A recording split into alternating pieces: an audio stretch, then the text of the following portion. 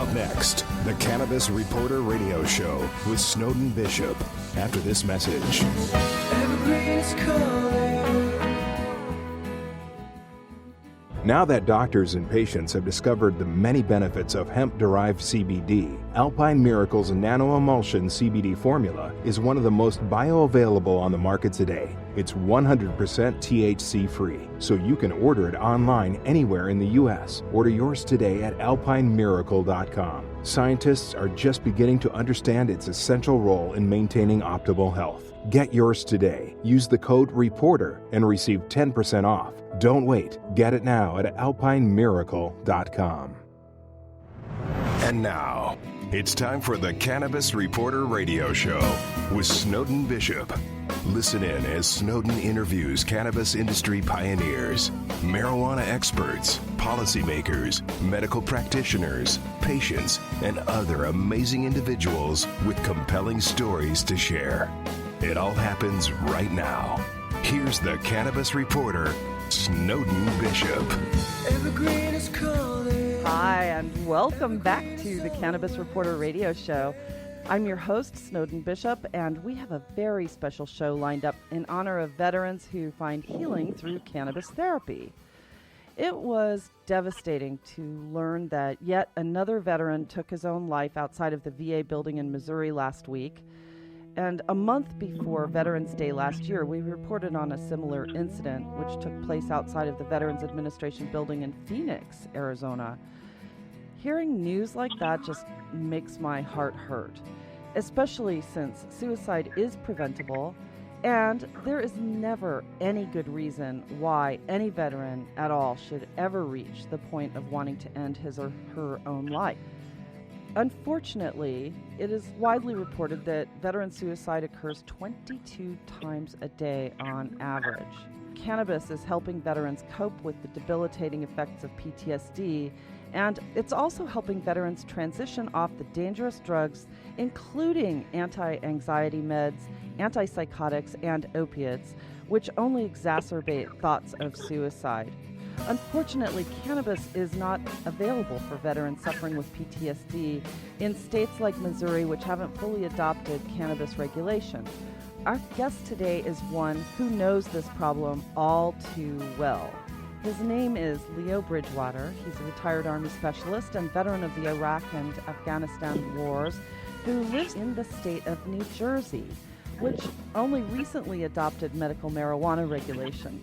Leo became one of 3 veterans who testified at New Jersey's State House, and his activism actually led to the addition of PTSD to the medical marijuana program in New Jersey. Welcome, Leo. I am so glad you're here. Oh, thank you for having me. I appreciate it. So I want to hear all about your efforts at the State House, but first, I wonder if you could just give me a little bit of background on what happened when you actually were deployed to go to war and how that impacted you, especially after you reintegrated back into civilian life. Okay, well, I did my first tour in March of 2003. I deployed with the 58th Maintenance Company out of Fort Bragg, North Carolina. So we got into theater in the first couple of days of when the Iraqi war kicked off. And then my last tour as a soldier was with the NATO training mission in Iraq. And that's when I was working directly for then Lieutenant General David Petraeus and Full Admiral Mike Mullins. And so those tours of duty is where, the most stuff, really happened in terms of, taking indirect fire, direct fire, seeing the worst that man can do to man. At the time, when you're in it, it's just a regular way of life. Taking in mortar rounds and stuff like that, after a while, you just becomes a regular thing. And I also did a number of tours as a contractor once I separated from the military, being at Joint Base Balad and Camp Victory and Cherry Hill, the whole Arustamaya, all these places were a hotbed of activity. And so, unfortunately, when you become accustomed to that type of, way of life over an extended period of time, over and over again, you come back home and you kind of wrestle with the things that you experienced. Sometimes it comes out in smells. You have to learn what your trigger points are, and also what it looks like when you're, for me, it comes out in rage. And it's a task to have to control that rage. There are times where I had dreams where my wife and my son bleed into my dreams. And so I'm actually fighting even harder. It comes out like there's so many different ways, trigger points where it can come out. And you have to learn to control those things. And cannabis is what's allowed me to be able to function in a productive way. And given that, everything that has happened to not just me, but those whom I've served with, it's a different kind of motivation, if you understand what I'm saying. A lot of us, particularly from the activist side, got into this because either something happened to us or someone we love. And that's a whole nother, like I said, motivation. It can't be reasoned with. It can be reasoned with, but it can't be bought. And if you're someone who's accustomed to being in an environment where it fosters success, which is what your veterans are accustomed to, we know what success is. And, the way we always obtain that success was together. No matter what, we always did it together because it was about the mission. And taking that same mind frame and applying it here to the activist side and also evolving into the business side too, seeing where that's going, I do realize that the future of this industry requires all of us to do this together. That's a really important point that I've noticed, though. There are a lot of groups that right now are really focused on veterans, helping veterans. And I think that in numbers, there's certainly a lot more power in terms of reaching governmental bodies that need to hear the message or reaching the consumers that need to apply pressure to the governmental bodies. What's your feeling on that?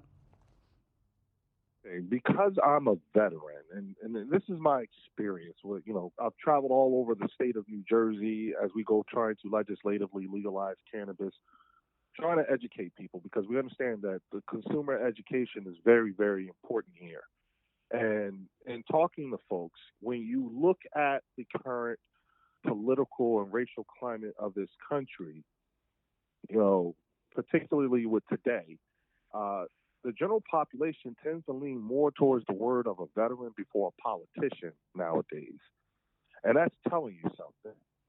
And to me, what that means is that, it's an indicator that, we are lacking quality leadership. That's the problem. We have a quality of leadership issue. And the thing about veterans is, like I said, we've known success, and that has always been together because it's always been about the mission. That seems to resonate with folks because it's like a breath of fresh air. Now, somebody's saying something, to be honest. And the thing is that the general population knows veterans will tell it all. We'll tell it. And that's what I've been doing. We still conduct ourselves as if we're still in service to our country because we are. If you think about it as a tax-paying citizen, you pay for this. And so this adult male that is, whose voice you're listening to, you paid for all of this. And I think that I offer a much more better rate of return on investment than 22 veteran suicides a day, right? Oh, absolutely you do. And see what I'm saying? Yeah. And another thing that I heard you say recently is that the general public has a certain level of respect for veterans, whereas your average cannabis activist who hasn't been in the military doesn't hold the same amount of weight. And I know that this has helped you in your journey. And just for yes, it has. Yeah, and just for a little bit more background, I mean, when you got back, PTSD was certainly not, well, first of all, New Jersey hadn't yet passed its medical marijuana legislation yet. Isn't that correct? And then, Right. Yeah. yeah. It wasn't even one of the qualifying conditions when I enrolled into the New Jersey medical marijuana program. And quite honestly, it wasn't even something that was being seriously considered. Now, here's the thing, you know, God has a way of working in mysterious ways. Around the time when we were going through the fight and everything, you'll remember at that time for us, what you were going through was that was during the time when Chris Christie had just bowed out of the race for president and just jumped on the coattails of Donald Trump. Remember that? Yes. Okay, yeah. See, when that went down, that's when our bill was just around that time. Our bill had just made it through the Senate committee. We were testifying and all that stuff. That's when that was going down. Now, here's the thing. At the time, then candidate Trump was big on supporting the veterans and whatnot. So if you're Chris Christie and you want to be vice president then, or however you was trying to get on Donald Trump's team, you don't want to be not helping the veterans out with PTSD. Right. That was like all of that is what was going on. No one really talked about it like that except me.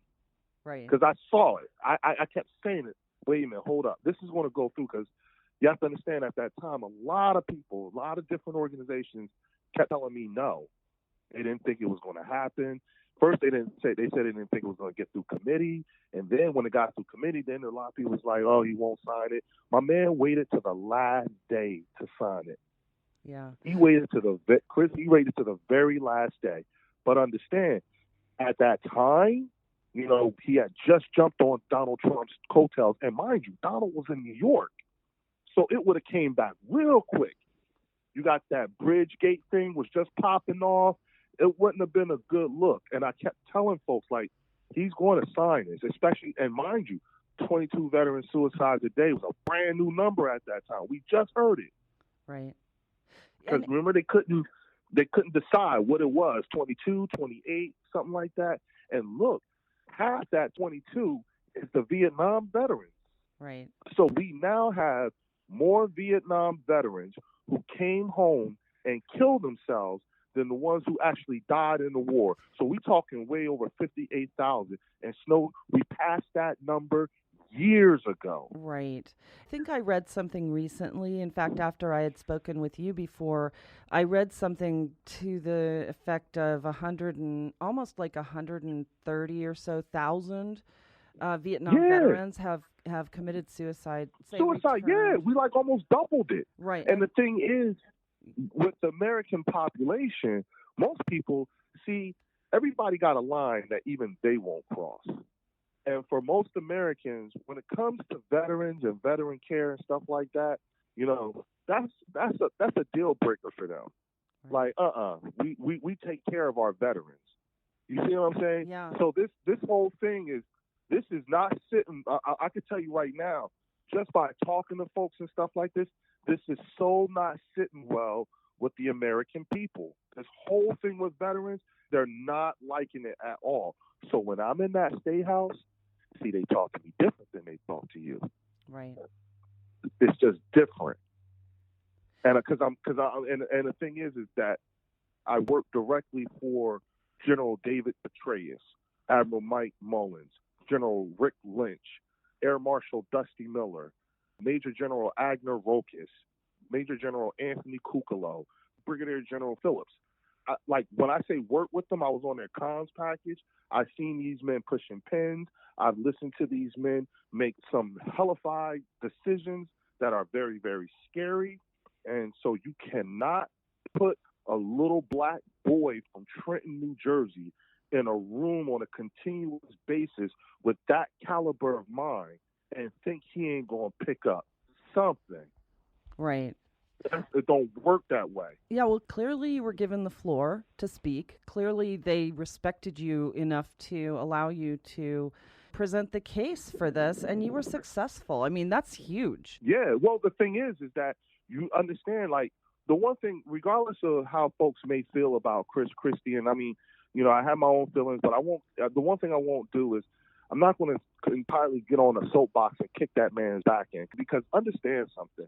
When you're sitting in that chair, the decisions that you have to make, my God, your decision making become real different when you in that. Like, I can say whatever I want because I am not the governor. You understand what I'm saying? Right. But when you become the governor, man, yeah, You have a lot to it's the answer stuff that to. make your hair turn white. Yeah, a lot of people to answer to, and a lot of policy to answer Yeah. to, a lot of campaign supporters you have to. I mean, often we ridicule the campaign contributors, but the fact is that people can't win elections without them, unfortunately. There you go. I mean, like, because we're where we are, in particular with this cannabis legislation here in New Jersey, this is one thing of 10,000 other things our governor has to think about. Right.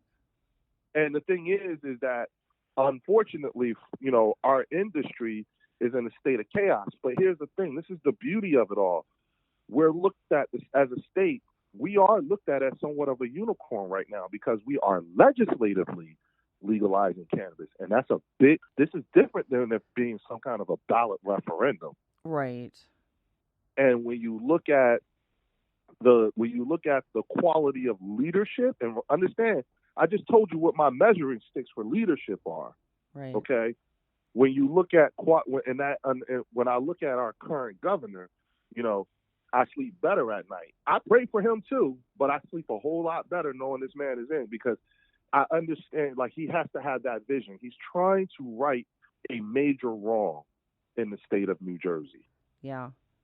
The ACLU released a report that last year the state of New Jersey has been arresting 25,000 people a year for marijuana possession. And majority of them, 2/3 of them, look like me. So we have a police culture issue. Yeah. Well, nationwide, you're 4 times more likely to be arrested for minor drug offenses, or anything as well, but minor drug offenses especially, possession expenses. You're 4 times more likely if you're a person of color than if you are a white kid from the suburbs. So, but here's the interesting thing, in particular when it comes to New Jersey, is that the majority of the state, remember I told you, consumer education of the consumer is paramount here. Right. The thing is that most people, particularly communities of color, are not aware how advanced we are in this conversation as a state, and don't really understand the difference, like the black eye that is the cannabis industry when it comes to minority inclusion, when it comes to women. You know what I'm saying? When it comes to all, like, these are things that the state is just now, becoming aware of. Now, if you want to take the cannabis legalization effort in New Jersey and turn it into a television series, okay, Snowden, you and I, we're on season 8, episode 2. The state is on season 1, episode 4. Right. And so, like, I travel the state, trying to, give these different analogies. And it's like, hey, spoiler alert, it's not a gateway drug. That's season 3, episode 7. It'll blow your mind. Yeah. Because, like, hey, look, I got the iPhone 10. Y'all still using beepers. Come on. Yeah, get with the program. I mean, there's, multiple generations that are alive today who grew up with Just Say No, who grew up with the reefer madness, propaganda, which was the most brilliant marketing campaign ever. And it worked wonderful. For 80 years. Yes. And mind you, I'm one of the plaintiffs in the Jeff Sessions lawsuit, and we're appealing. Right. And what we learned is that, one of the things that we offered up was, in our argument, was knowing that, the Nixon administration purposely used cannabis and heroin in order to target African American and hippies. Yeah. They wanted the Black Panther Party and they wanted the hippies. Right, because they were against the war. They were against Nixon's administration at that time. They were the peace nicks. Exactly. Yeah. Exactly. And so, to give you a straight up assessment in terms of what I've seen as a briefing, because I'm in brief mode right now. having been through this state and also traveled, been to Denver. I escorted a number of elected officials from New Jersey to Las Vegas, where we toured a cultivating site, a couple of retail sites, and had some really meaningful discussions regarding the legislation here in New Jersey. Having done all these things, the communities of color, like our biggest opponents in this right now, is the New Jersey Black Caucus. I'm not saying opponent. I shouldn't say opponents. They're just they're very slow, and their inability to engage in this process is been terrible, to say the least. How much do you think that has to do with the fear of the stigma still? Like it's a form of PTSD. They're suffering from PTSD over the illegality of the plant. Right, but also, go ahead. No, I was going to say, when you think about the illegality of the plant, look at what has happened. It has ruined lives. The illegality of the plant has killed people, has broken up homes. The illegality of the plant has sent people to jail. You see what I'm saying? Yeah. The illegality, not the plant, just its illegality. Right. So, and there's and to be honest with you, the hardest group of people to talk to educate on this is the Black church people. They are the worst by far, and it is what's helped. It's why as a community we are having a hard time engaging. And and the thing is that considering that we'll be the second state to legislatively legalize cannabis, and this is an industry that's been built on our backs in our lifetime based on those numbers from the ACLU. You're going to build this industry on my back and then turn around, make a buck off of it, and lock me out. And our inability to engage in this conversation is to our detriment as a community. That's just being honest. Yeah, and so it makes sense, though. It really does Yeah. make sense because they've been came to be. Yeah, they've been bitten by cannabis because Yes. of the illegality, as you said, but also with the Black Caucus. In trying Yes. to uplift a sector of our population into Mhm. a respectable place, whatever the perceptions are that the government had created around cannabis for so many years, I mean, for the Black Caucus to go against what is considered by general populace to be acceptable or respectable, it totally makes sense, because they don't want to further diminish any kind of perception at all. Well, see, yeah. The thing is, though, Snowden, is that, folks like us, you know what I'm saying, you and I already know this. That was season 4, episode 7, 8, 9. Yeah. See, in season 8, episode 2, we're talking STEAM. We're talking import, export, globalization. You know what I'm saying? Science, technology, engineering, art, and math is in full swing. Actually, STEAM started in season 7. Right. That's where we at. You see what I'm saying? Yeah. Like everything you just said, you know what I'm saying? We've known that. We've analyzed it. We've done the lessons learned. We've done all of that. That was, that was like a couple of seasons ago. Right. What we have to do is, and the thing is that what this requires is a macro level way of thinking, something that as a community we haven't really been good at. Mm-hmm. I know you can't really say anything, but I can. I can speak on both ends, both as a member of the community and also from an observation, like stepping out and looking at the man. I'm talking to the man in the mirror. Yeah. But understand that, based on my life experiences and seeing things, because I mean, in all honesty, ask yourself this: how many people can really say they took part in building a country? I can. Yeah. Actually, when I think about it, well, wait a minute. Because in 2005, when George Bush was giving his State of the Union address, and he talked about, what was happening in Baghdad, that was us. That was our unit. You see what I'm saying? That was our mission. We were actually carrying that out. Right. So, seeing where we are now, and recognizing and seeing these great men and being around them, spending time walking up and down inside that Pentagon. I worked at the Pentagon for a couple of years. Right. I'm used to seeing things. The way I'm used to seeing things is different. You know, I remember General Schoolmaker up at the Pentagon. I remember Sergeant Major Preston. Understand something. My job was just to make it so that these people can call home whenever they felt like it. My actual career profession is DoD telecommunications. I'm a signal guy. Right. That's how I ended up in the room with these people. And I remember thinking to myself, being around these men a lot of times, like, thank God I ain't them having to make those decisions. Being around those men made me realize that I did not want to be a general. That's a lot to ask. Right.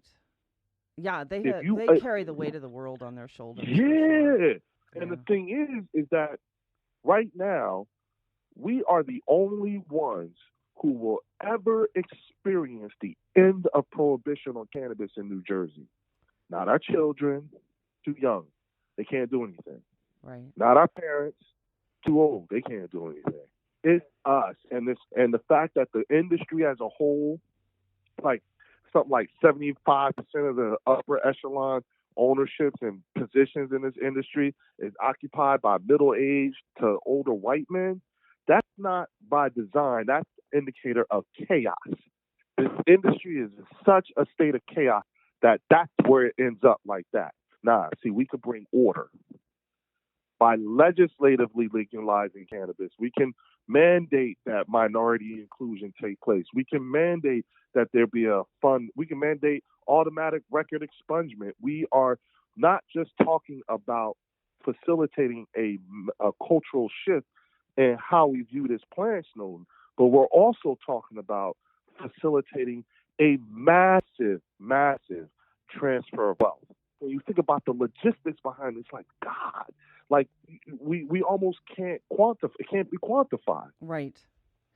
But you want to be stuck on gateway drug. Okay, see? This is how we end up being a butt of jokes. Yeah. This how they be laughing at stuff like that. That was season 4. Yeah, exactly. Well, the New Jersey State House, if they can get this done, right, full legalization the right way within the state, the right way, they will be setting a precedent for the rest of the country to follow. Exactly. And especially if it winds up being successful.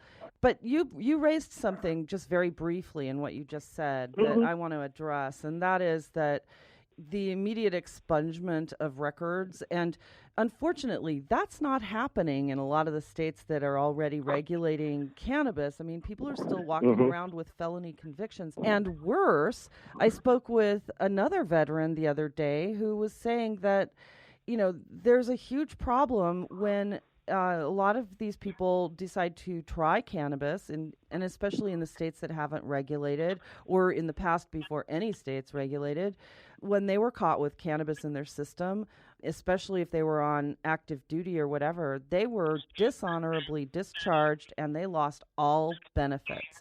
And that is correct. If they went to jail, they, on top of losing everything that they worked so hard for in the military, then now they're carrying around a felony record, which is making it nearly impossible for them to get a legitimate job.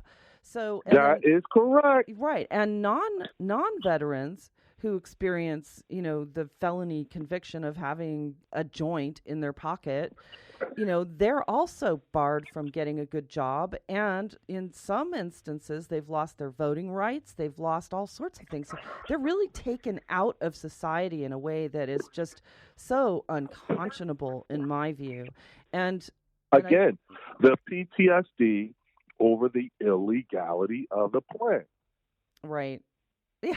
Like a friend of mine the other day, he had an epiphany. He, I'm not going to say any names, but he busted his 15 or 16-year-old son smoking weed, and he went off on his son, right?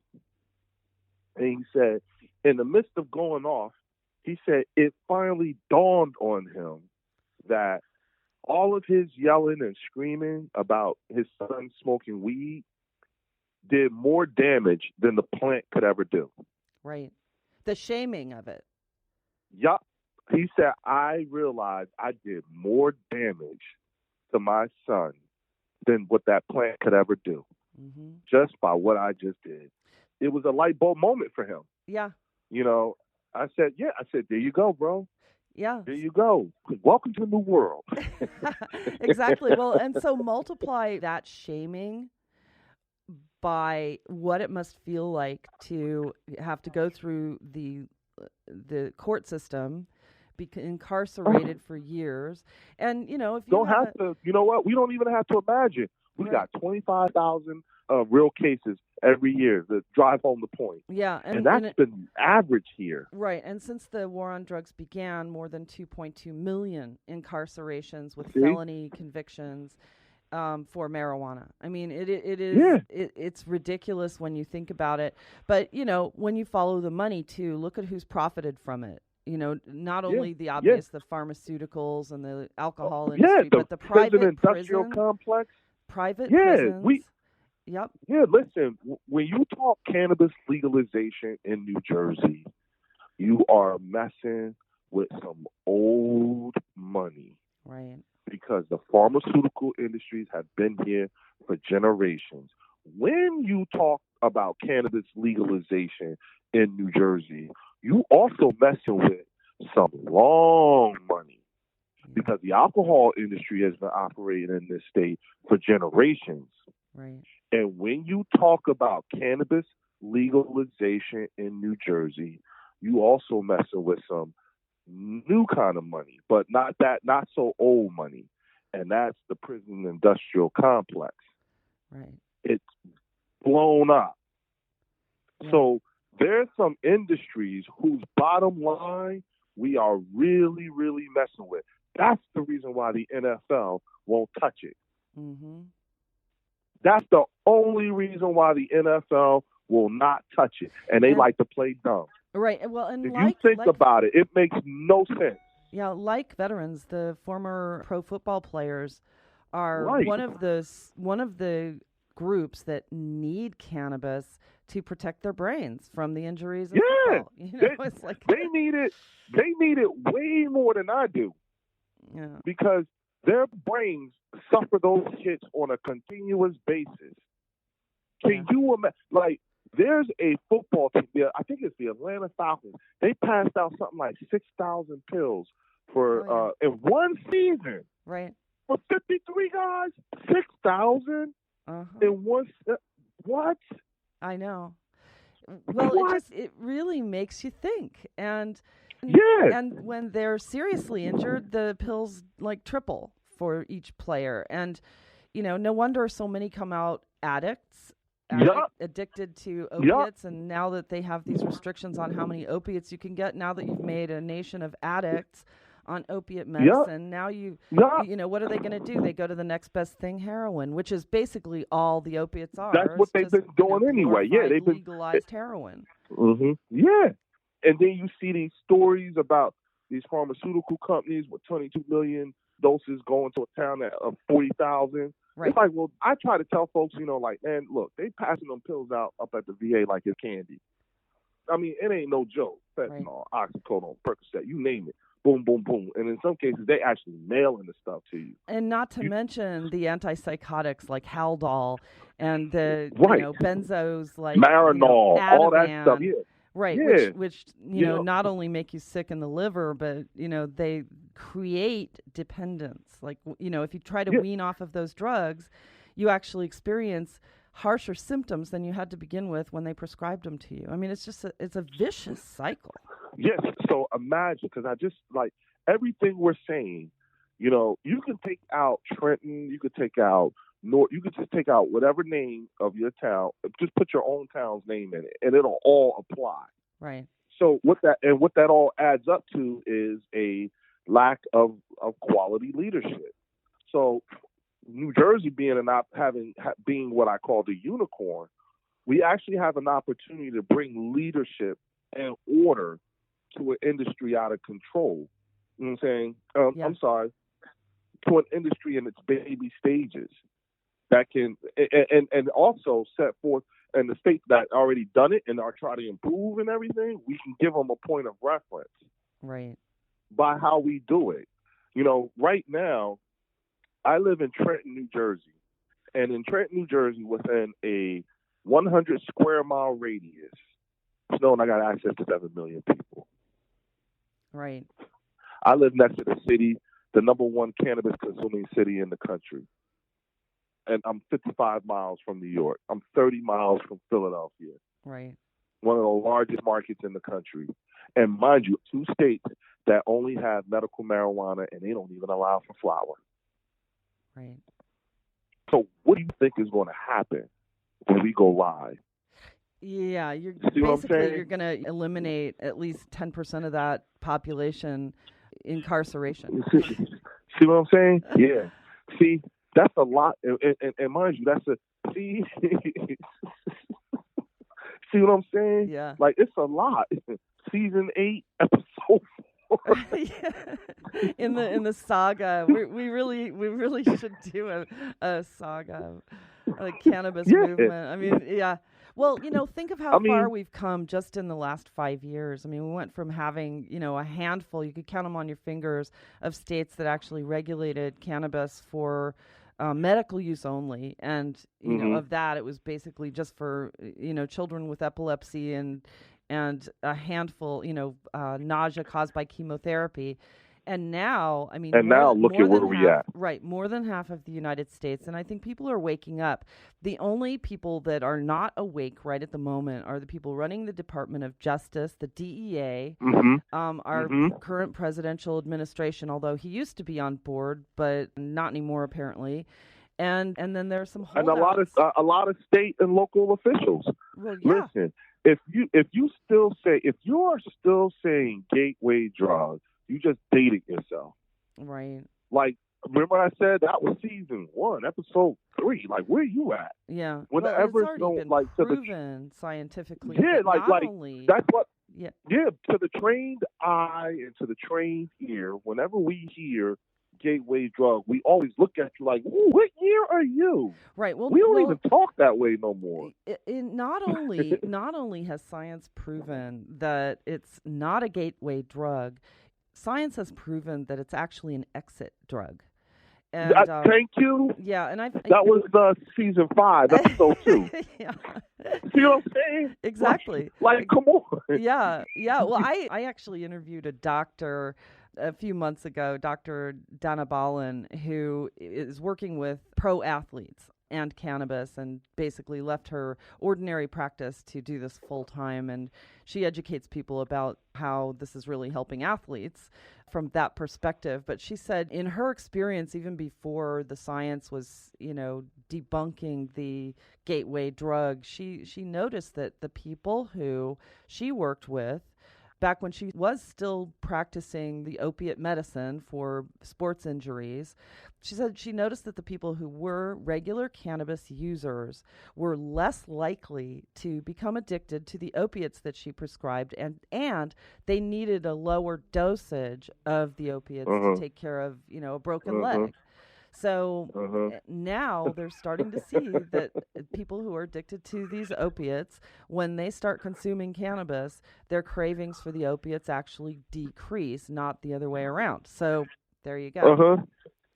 Listen, you used to not be able to say this, but now I can confidently tell people, like, you probably know more people who consume cannabis than don't. Right. And some are still closeted, although, you're starting to see people admit to it now. Yeah. Politicians are no longer ostracized from office because they admit to having consumed cannabis at some point in their lives. Now they can be open about it and say, well, of course I did. And then, and you look at perfectly respectable people in high positions of power saying that, yes, they have consumed cannabis, and yes, their kids consume cannabis, but yet they're still saying no to a law. You know that there's a bit of a problem. Right. See, it's the oxymoronic politics. Right. Which is on full display damn near at every single level of government. Because mind you, while you saying all this stuff about why I shouldn't be here and all this, all this wrong information, you saying this to me with a straight ass face while standing in the middle of an opioid abuse and addiction epidemic. Really? Yeah. Really? Yeah, and then furthermore, there's no one who's educated about cannabis as an exit drug working on the opiate council. This is where these are things that I just can't, I can't get past because, it's just like when I see a bunch of men sitting and having a conversation about women's rights, and you ain't got not one woman in this conversation. Yeah. Like, really? And the thing is, they do that like it ain't nothing. Like, yes, that's what we do. It's like, really? See, that's why y'all got to go. Metaphorically speaking, they need to relinquish their seats to people who are more aligned with the. Yes. A lot of these people, need to evolve into an advisory position and no longer be in a decision making position. Yeah. And that's just to say, it's not that, you should completely go away and disappear, but you shouldn't be in a decision making position right now because your inability to because you're stuck on season 1 and we in season 8. Well, and the other thing too, we don't have time. Yeah. Well, and the other thing too, Leo, I really believe this with all my heart. Citizens United needs to go away. We need election policy reform so desperately in this country, and unfortunately, the people that are making the rules are the ones benefiting from Citizens United. They're the ones getting the campaign contributions. I mean, it used to be that corporations weren't considered to be people. And you didn't have that kind of influence in our politics. And I think that part of what could happen is term limits, because if Congress had term limits the way that the presidency has term limits, then we would eliminate a lot of this. Well, see, that's the reason why the Trump presidency is the gift that keeps giving. And let me explain to you why. Because what Donald Trump and everyone subsequent, when you look at the Senate, when you look at the Congress, everyone subsequent, they have all shown us that, we're asleep at the wheel for a while. And now we don't woke up. See, I'm always looking at this and I'm thankful, first of all, I don't knock anybody for their politics because that's what I fought for. That's what every veteran and soldier who's on active duty right now, that is what we are fighting for. We are fighting for you to engage in this process, however you should be. Now, understand something.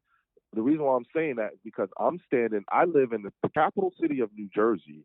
Out of 58,000 people, the last time this city had an election 4 years ago, out of 58,000 people who were of voting age, do you know how many actually voted, Snowy? No. 9,000. Wow. Out of 58. I think that tide is changing, though. Well, see, that was 4 years ago. You see what I'm saying? Now, that was times were good. You had Barack Obama. People were, whoever. A lot of people felt as though their vote didn't count. Yeah. This is 9,000 people voting. That's an indictment on every single minister, every single activist, every single city leader. The guy that became mayor of the capital city of New Jersey only needed 3,000 votes to be the mayor. We got a woman on our city council who got more votes to be on the city council than Eric Jackson needed to be mayor. Now, what's that telling you? Right. See, that's bad. Yeah. That's bad. This is everybody's fault. Yeah. Everybody. And that 9,000, that's like mostly the old. Right. Yeah, I find that really interesting. And a lot of the young people who would advocate for change are the most apathetic group of voters. And, but that one of the things that recently we saw these kids from Parkland go to the. Yeah, I was going to say, look at the kids in Parkland. And, I think that they are energizing a new generation of people who want to see change, want to see logical governance, governance that makes sense. They're not asking to remove your Second Amendment rights. They're asking for legislation that will help to keep them safe. And, right. And with cannabis, those of us who activate for cannabis, we're advocating for something that is going to keep our general population safe. And you, as a veteran, of all people, know the price of fighting for freedom. And if you have to come back and you don't have the freedom to choose your own medicine, how must that make you and all of your brothers and sisters who are veterans feel? And this is what I'm trying to impart on the general public that listen to this show on a daily basis. Look, this is a medicine that can help to keep us safe. This can prevent 22 deaths a day by suicide of our veteran population, but even more, it can prevent the deaths of teenagers to 90-year-olds who are consuming opiates that are handed out like candy, as you said. Oh, yeah. You see states that have comprehensive medical marijuana programs are seeing significant drops in the number of opioid use and addiction incidences. Right. And what you're also starting to see, too, is doctors are writing less and less scripts. Right. So remember when I told you who bottom line we really affecting here? Yeah. See, this is some bad news. That's why you and then how does that news counter? You do stuff like, if I'm Jeff Sessions, I'm gonna tell all the prosecutors go for the death penalty, and we're gonna renew. See, you see what I'm saying? Yeah. This is now you're creating more and more PTSD. Exactly. Then you got them doing stuff like, deporting people, ICE and all that stuff, running up in schools, and the people they going after, they even deported an Iraqi war veteran. Like, come on. Oh, I know. Yeah, but then you can't even pay the teachers in Oklahoma, right? But you can have a $30 million parade because you want one. Right. You can't get those people in Puerto Rico. You can't get them their water. You can't get their power back and everything. But you want to have a parade. Right. What about all them people up there in Michigan who don't even have clean water? Yeah, who don't even have clean water. Oh, but you want to go put guns in teachers' hands. See, our children are a direct reflection of us. Yeah. And every now and again, there's a generation that comes along that just bucks the whole trend. Right. Like, look what happened in the civil rights era. It was when those pictures of those kids being locked up and thrown into jail, and we talking junior high and elementary kids. Right. They snatching them kids up down there in Birmingham, Bull Connor and all that. And then y'all go, but you see what I'm saying? Now here's the thing. Them kids was marching because they wanted equal rights and everything because of the color of their skin. Now these kids is marching because they just want to feel safe. But then you got people who attack these kids. See, something is off. Oh yeah. Something is real off. Something ain't right. I don't care. When I was growing up, if I would have bit my lips, say half the stuff that I hear some of these people say about these kids, my lips would have been like, remember how Donald Duck used to get his bill slapped off? You understand what I'm saying? Yeah. The way that, the violence, the way they coming at, and these are just kids who just want to be safe, Snowden. That's it. They want to be able to go to school and not fear being gunned down by some lunatic. Yeah, and now imagine that we shouldn't have on our streets. Period. Yeah, and imagine being me. You know what I'm saying? Yeah. Imagine being me. I mean, hey, you can't even be in your grandmother's backyard on your cell phone without getting killed. Right. I mean, bad. Yeah. Yeah. You see what I'm saying? Exactly. That's what they do. I literally just had this conversation with my 11-year-old son the other day because he's gotten tall now. So I had to have that talk with him that he is no longer a cute little black boy anymore because of his height and everything. He's going to be a big, scary black guy. Right. And it's different for him than it is for his friends. I understand you want to, buck at things or say whatever, but you can't do what they do because the color of your skin has now been weaponized. Right. It really is just an epidemic of racism, and it does go rampant. Terribly unfortunate. When you look at that, the fact that I think Jesse Ventura was right. All consumption is medicinal. We as a nation, what this plant can do, it can right a mighty wrong, and also it can help with things when it comes to season 8. We also talking hemp production and stuff. Yeah. That's the long money. These are the things that the science behind it all. I mean, come on, but nah, y'all want to be stuck on gateway drug and it's like, Yeah. come Well, I think those days are coming to an end, but I on. wanted to touch on something really quickly because next Sure. week I'm actually going to be speaking with a couple of people that are co-plaintiffs in your lawsuit against Jeff Sessions. Who, So, Jose? actually, I hope that Jose can join us, and I think he will. But we're going to be speaking My to man. Alexis Bortel and her father. Her And dad is awesome. She is the 12-year-old who Mhm. is also suing Jeff Sessions for her right to Mhm. use cannabis for epilepsy. And then also we'll be speaking to Lauren Ruddick, who is one of the attorneys My girl. on the Yeah. case from Hiller PC, the law firm. So I'm really Those excited are some quality about that. guests. Yes, I think You, so you too. should be. Your audience, I hope your audience really tunes in. They are so not going to want to miss listening to them. Alexis's mom and dad were actually in court when we had our hearing, and I just saw Lauren like last week. Oh, You okay, know, good. and yeah, they're like, you did good. Yeah, well, I'm Yeah. very excited to hear from them, and I mean, I think that it takes veterans, sports figures. We've also interviewed Marvin Washington on this show a number of times, and he's I part of just that talked to him a couple lawsuit. hours ago. Oh, you did? Okay, well, you can tell Yeah. him that I Yep. said hello. I reached out to him. I don't know if he's available or not, but certainly it'll be a pretty interesting show, and people are going to want to hear about this. And unfortunately, the first round of it, there was a dismissal from the court. But I know that you guys are taking it to the next level, and it really needs to have its day in court for sure. You know what?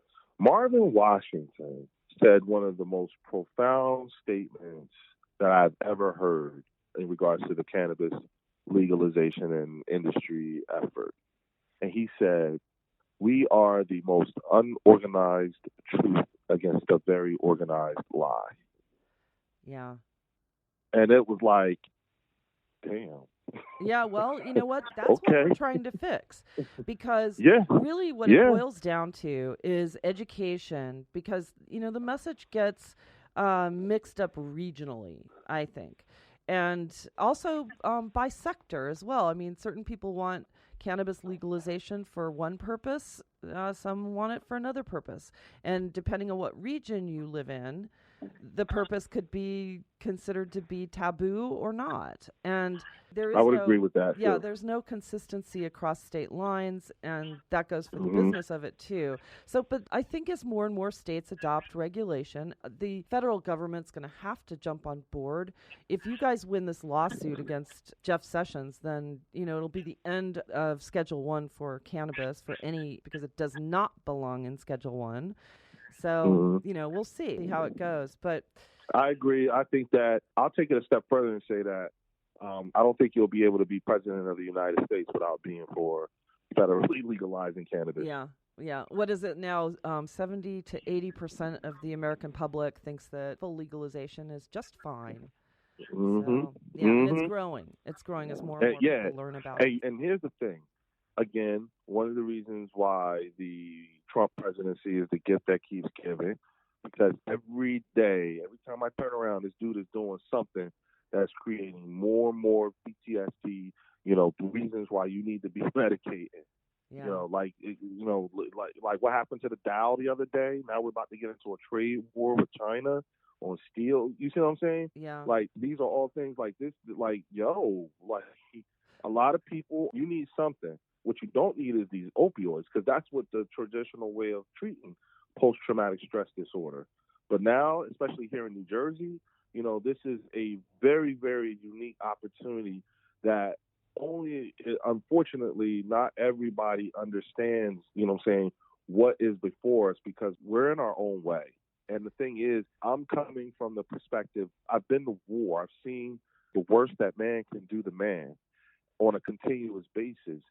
And when that happens to you, your value system changes real quick. Yeah. It's just different. It becomes different.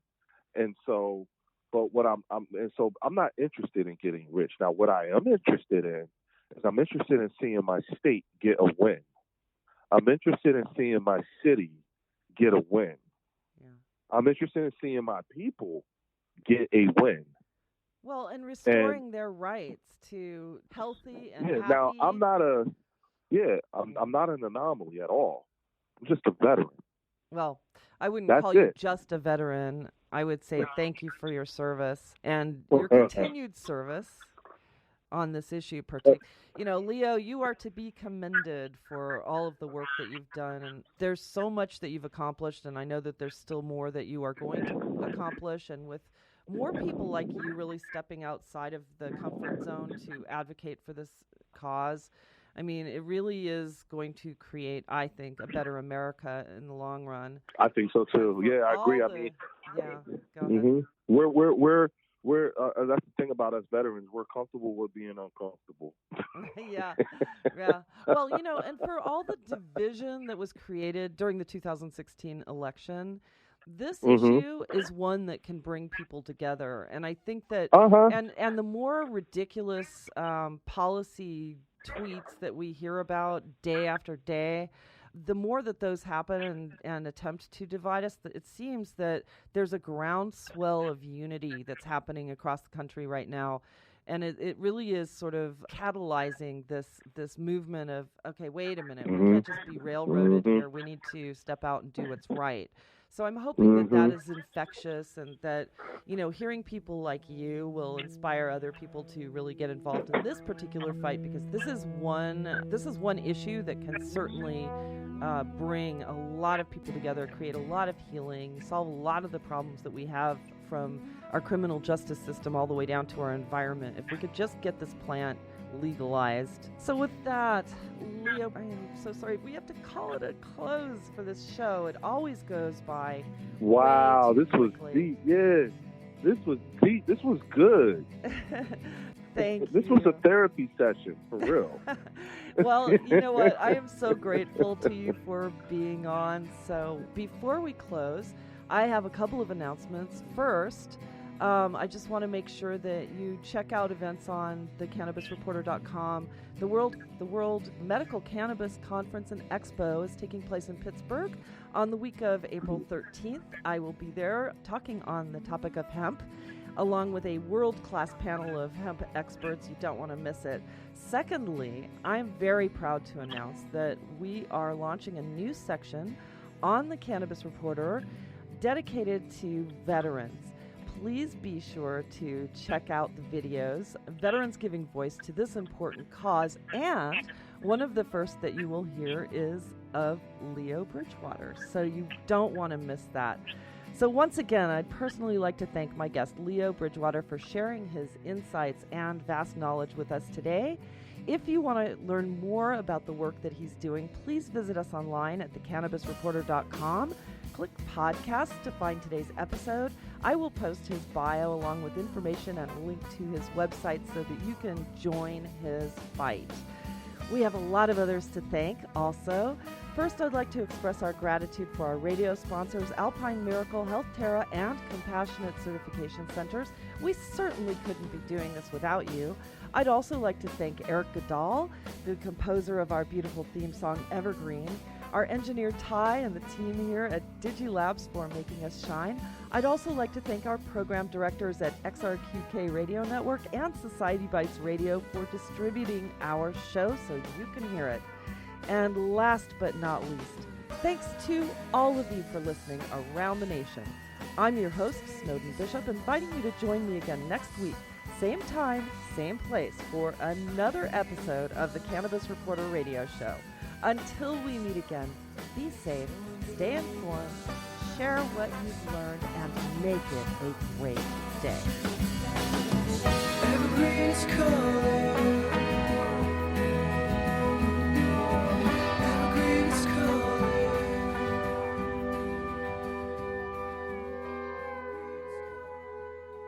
Join us at the World Medical Cannabis Conference and Expo at the Pittsburgh David L. Lawrence Convention Center, April 12th through the 14th. and meet investors, networkers, new products, and professional athletes. Ex-NHL star Philadelphia Flyers Riley Cote, Super Bowl champion Marvin Washington, and more. Register today for early bird pricing at cccregister.com or by calling 888-316-9085. Again, that's cccregister.com or 888-316-9085. Presented by Compassionate Certification Centers.